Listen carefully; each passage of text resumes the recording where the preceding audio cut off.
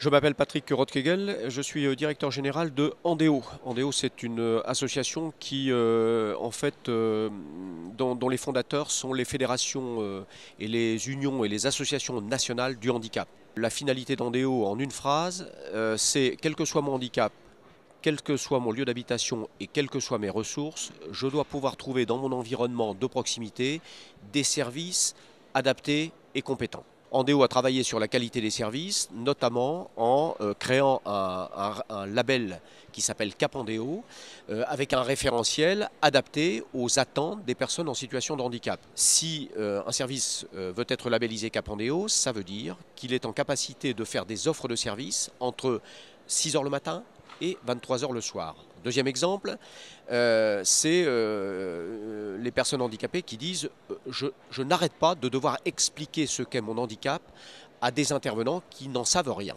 avant de commencer à parler de moi.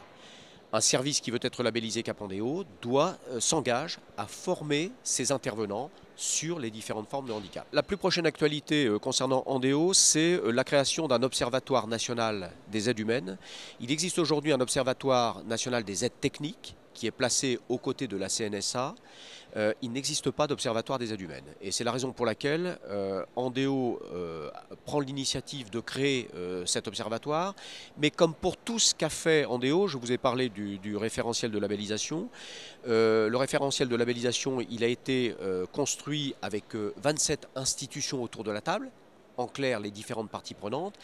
De la même façon, l'observatoire, nous n'allons pas le faire tout seul. Nous essayons là encore de mettre autour de la table les différentes parties prenantes.